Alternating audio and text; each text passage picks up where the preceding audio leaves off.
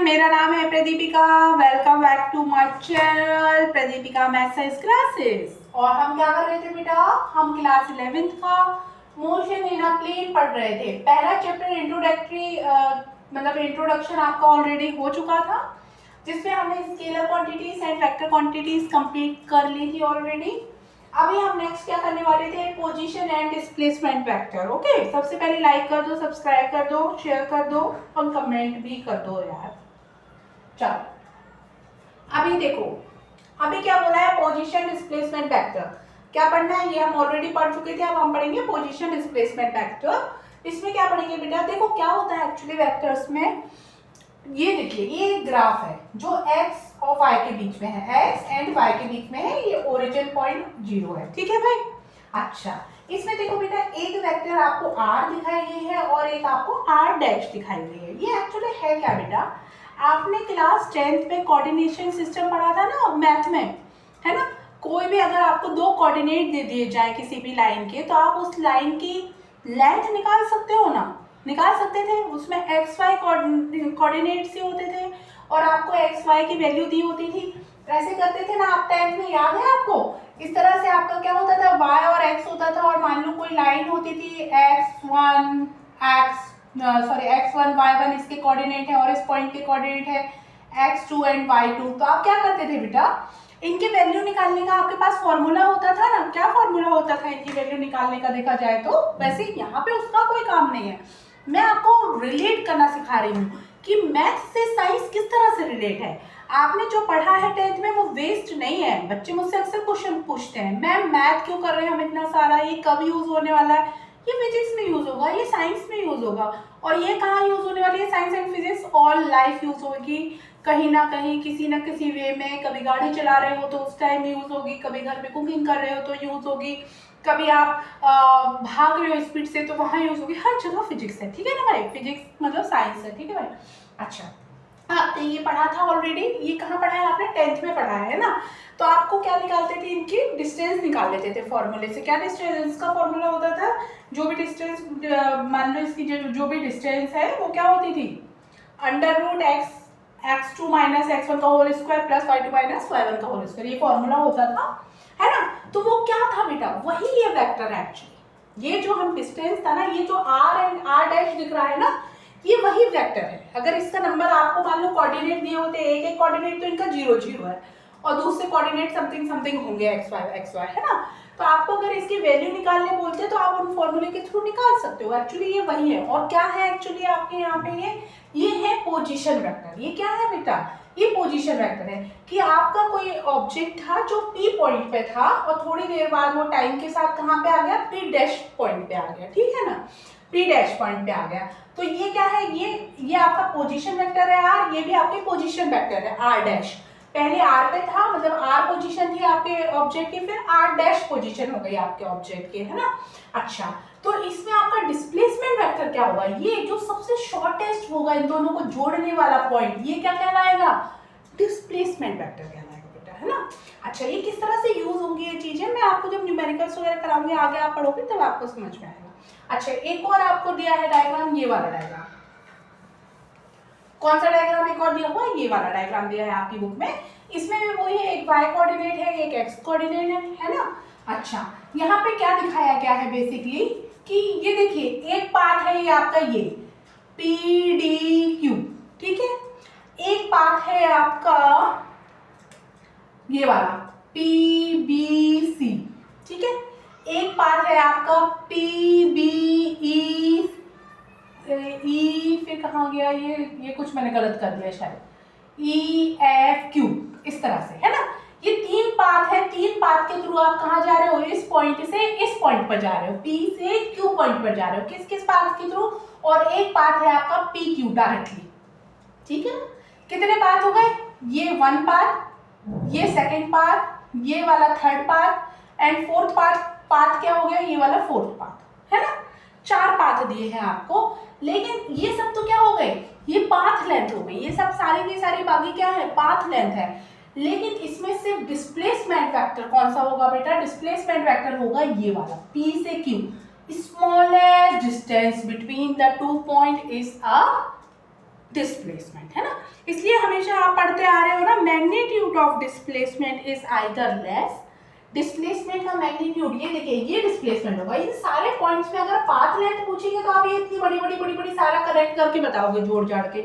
लेकिन अगर इसी सारे डायग्राम में आपको क्या पूछा जाए बेटा, आपको पूछा जाए, क्या पूछा जाए, डिस्प्लेसमेंट, तो वो हर केस में, चाहे आप इस पाथ से गए हो, चाहे इस पाथ से गए हो, चाहे उस पाथ से गए हो, डिस्प्लेसमेंट हमेशा पी क्यू, फोर्थ पाथ ही होगा। समझ में आया? बाकी सब क्या है, पाथ लेंथ है। इसलिए क्या बोला जाता है, magnitude of displacement is either less और equal to the path length of an object between the two point, है ना। ये दो पॉइंट है, पी से क्यू दो पॉइंट है, गए हम पी से क्यू ही पहुंचे हैं। जैसे कि मान लो मैं यहाँ से चलना स्टार्ट करूँ और मैं कहाँ जा रही हूँ, किसी दूसरी विंग में जा रही हूँ अपनी सोसाइटी की, या अपनी सोसाइटी की किसी और गली में जा रही हूँ। कई रास्ते हो सकते हैं, ऐसे घूम के जाऊँ, ऐसे घूम के जाऊँ, और भी कई रास्ते हो सकते हैं। लेकिन जो शॉर्टेस्ट डिस्टेंस होगी, जो डायरेक्टली इधर से उधर कनेक्ट करती होगी, जो नॉर्मली नहीं होती हैं अपनी सोसाइटीज में, वो वाले डिस्टेंस क्या होगी, डिस्प्लेसमेंट होगी। बाकी सब क्या होंगे, पाथ लेंथ होंगे। तो P से Q तक पहुंचने के लिए ये सारे पाथ लेंथ है, ये 1 नंबर, ये 2 नंबर, ये थर्ड पाथ, इसका डिस्प्लेसमेंट सिर्फ ये कहलाएगा। इसका मतलब क्या है, अगर हम इस फोर्थ वाले को ही, अगर हमारा ये जो फोर्थ पाथ है यही हमारा पाथ लेंथ है, तो इस केस में, सिर्फ इस फोर्थ वाले केस में हमारा डिस्प्लेसमेंट एंड पाथ लेंथ दोनों क्या होंगे, बराबर होंगे। लेकिन बाकी सारे केसेस में क्या होने वाला है बेटा, बाकी सारे केसेस में हमारा ये जो पाथ लेंथ है वो हमारे डिस्प्लेसमेंट से क्या है, ज्यादा है। तो यही बोला गया है आपकी बुक में कि जो हमारा मैग्नीट्यूड ऑफ डिस्प्लेसमेंट होता है या तो छोटा होगा या बराबर होगा, किससे, पाथ लेंथ से। ठीक है ना, कभी भी बड़ा नहीं हो सकता। ये समझ में आ गई वाले डायग्राम से, ठीक है। नेक्स्ट है इक्वालिटी ऑफ वेक्टर्स। क्या होता है भाई इक्वालिटी ऑफ वेक्टर्स? बेटा देखो, वेक्टर पढ़ना बहुत जरूरी है। क्या करने के लिए, अपन को फिजिक्स पढ़ने के लिए, क्योंकि हर जगह में जहाँ पे भी आपका डायरेक्शन कैलकुलेट होगा वहाँ आपको वेक्टर लगाना ही पड़ेगा कैलकुलेट करने के लिए। और बाद में अगर आप इंजीनियरिंग करते हैं भाई, तो बिना वेक्टर के तो कुछ होता ही नहीं वहाँ, ठीक है ना। ठीक है, अच्छा अभी क्या बोला है, इक्वालिटी ऑफ वेक्टर, ये थर्ड पॉइंट आपकी बुक का। अच्छा ये क्या बोल रहा है, इक्वालिटी ऑफ वेक्टर में आपको दो डायग्राम दिए गए हैं आपकी बुक में, मैं आपको बना के दिखाती हूँ, फिर समझाती हूँ इनका मतलब क्या है। ठीक है, मैं आपकी एनसीईआरटी कवर करवाने वाली हूँ बेटा। बहुत सारे लोग फिजिक्स पढ़ा रहे हैं लेकिन हर एक बात को क्लियर नहीं करते हो। इवन बहुत बार तो, अगर आप, वैसे मैं ये नहीं बोल रही, डाउट नहीं कर रही किसी के भी टैलेंट में, लेकिन बहुत बार उनको भी क्लियर नहीं होते हैं। मैंने ये भी देखा है, उनका एक घंटा होता है कि हम ये पढ़ाते हैं, ये पढ़ाते हैं, ये पढ़ाते हैं, इसके बाद ये पढ़ाते हैं। लेकिन एक एक बात अगर एनसीईआरटी से कोई आपको क्लियर करके पढ़ा दे तो बड़ी बात है, समझिए। ठीक है ना, तो मैं कोई भी आपका कोई भी टॉपिक नहीं छोड़ने वाली हूँ, हर टॉपिक आपको क्लियर होने वाला है एनसीईआरटी से। और एनसीईआरटी से क्लियर कर लिया, अगर वाकई आपको कॉन्सेप्ट समझ में आ गया तो आप कोई भी बुक लगा लीजिएगा, आपका क्वेश्चन नहीं रुकने वाला। मैं खुद आपको लगा के दिखाऊंगी।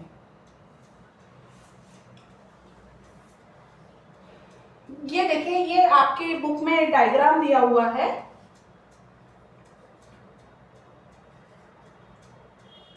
देखिए इसमें क्या है बेटा, दो वेक्टर्स दिए हुए हैं एक दिया है ओपी एंड क्यूएस, और क्या बोला गया है कि इनके मैग्नीट्यूड क्या है, बराबर है। मतलब ये लेंथ जो है इनकी, ये क्या है, बराबर है। अगर बेटा, अगर मान लीजिए मैग्नीट्यूड तो चलो ठीक है बराबर है, अब हम इन दोनों को अगर पास लेके आए, पास लेके आए, पास लेके आए, और अगर ये एक दूसरे के ऊपर क्या आ जाए, बिल्कुल एक दूसरे के ऊपर ही आ जाए, इसका मतलब क्या है, ये दोनों क्या हो, लाइन, ये दोनों आपस में क्या हो, पैरेलल लाइंस हो। पैरेलल लाइंस ही वो लाइंस होती है ना जो कभी भी आपस में मीट नहीं कर सकती, है ना। इसका मतलब उनका डायरेक्शन एग्जैक्टली सेम होता है, उनका डायरेक्शन मतलब एग्जैक्टली सेम होता है। हाँ, डायरेक्शन सेम ही होना चाहिए भाई, ये एरो सेम होना चाहिए। ऐसे नहीं कि ये इधर पे ये साइड को जा रही है और ये वाली इधर को जा रही है, तो भी वो क्या हो जाएंगे, इक्वल नहीं कहलाएंगे। इक्वल वेक्टर्स कब कहलाएंगे, जब वो दो लाइनें पैरेलल हो, सेम डायरेक्शंस में मेंशन हो, मतलब उनके एरो सेम डायरेक्शन में हो और उनका मैग्नीट्यूड भी बराबर हो। डायरेक्शन सेम हो, डायरेक्शन सेम होने का मतलब वो क्या होता है कि वो दोनों पैरेलल हो, वो दोनों क्या हो, पैरेलल हो। उनका जो डायरेक्शन है, ये वाला जो डायरेक्शन है जो पी पे और एस पे दिखाया गया है, वो सेम हो और मैग्नीट्यूड सेम हो, तो वो क्या कहलाती है, इक्वल वेक्टर्स कहलाती है। ये है इक्वलिटी ऑफ वेक्टर, ठीक है। दूसरा डायग्राम एक और दिया है, ये डायग्राम नंबर ए था, बी भी दिया हुआ है, वो मैं आपको बताती हूँ किस तरह से दिया है।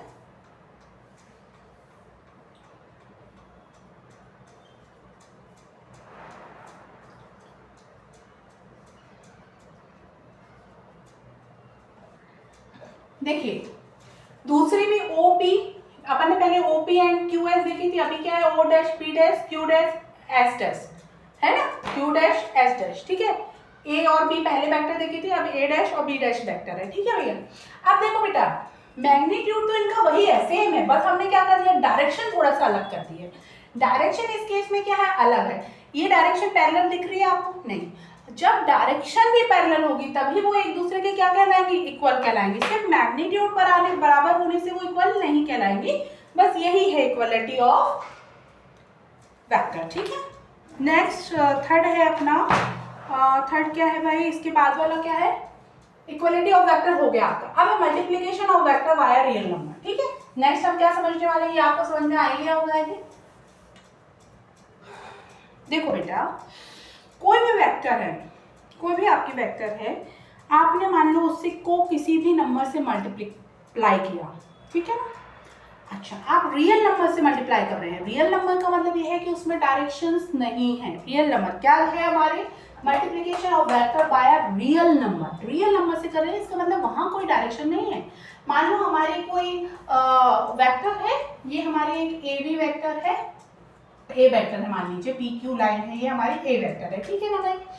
अब मान लीजिए ये ए वेक्टर है, ठीक है, ए को हमने किससे मल्टीप्लाई कर दिया, किसी भी रियल नंबर, मान लीजिए 2 से कर दिया, तो ये क्या हो जाएगी, 2a हो जाएगी। लेकिन इसके डायरेक्शन में क्या होगा, कोई चेंजेस नहीं आए, बस इसका क्या हो गया है, मैग्नीट्यूड बढ़ गया है। मान लो ये ए थी, इसकी लेंथ अब क्या हो जाएगी, अब इसकी लेंथ जस्ट डबल हो जाएगी, ये क्या हो गई 2a।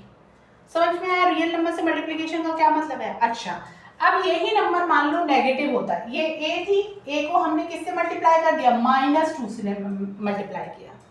अब हमने नेगेटिव रियल नंबर से मल्टीप्लाई किया, तो उस केस में इसकी वैल्यू क्या होगी, इसकी वैल्यू आएगी इन शॉर्ट -2a, ठीक है। इसका मतलब क्या है, माइनस का साइन आ गया भाई हमारे उसमें। माइनस का साइन आने से मतलब ये है कि मैग्नीट्यूड तो डबल हो रहा है, मैग्नीट्यूड तो डबल हो रहा है, लेकिन डायरेक्शन क्या हो गई अब इसकी, जस्ट अपोजिट हो गई। ये 2a है, अगर ये इतना बड़ा था तो ये 2a जस्ट उससे डबल है। मान लो ये आपका 15 सेंटीमीटर था, तो ये आपका मान लीजिए 30 सेंटीमीटर होगा, है ना। लेकिन बस डायरेक्शन क्या हो गई, अपोजिट हो गई। ये इस डायरेक्शन में थी, ये 2a क्या हो गई, -2a क्या हो गई, अपोजिट डायरेक्शन में शो की जाएगी। -2a किस डायरेक्शन में शो की जाएगी, अपोजिट डायरेक्शन में शो की जाएगी। समझ में आया। बस इसी तरीके से मल्टीप्लिकेशन ऑफ रियल नंबर करते हैं, ठीक है, इसमें कुछ डिफिकल्ट नहीं है। मेन वेक्टर अब शुरू होगा नेक्स्ट, ये तो इंट्रोडक्शन ही समझिए आप। मेन वेक्टर अब स्टार्ट होने वाला है, क्या है next, addition and subtraction of vector by graphical method. And then उसके बाद कुछ न्यूमेरिकल्स है आपके लिए। पैरेललोग्राम मेथड है, ट्राइंगल मेथड, ट्राइंगल मेथड होगी, ट्राइंगल मेथड है, पैरेललोग्राम मेथड से 2 मेथड के थ्रू हम एडिशन एंड सब्सट्रैक्शन करते हैं वेक्टर का, दैट इज़ वेरी इंपॉर्टेंट, वो आपको सीखना जरूरी है।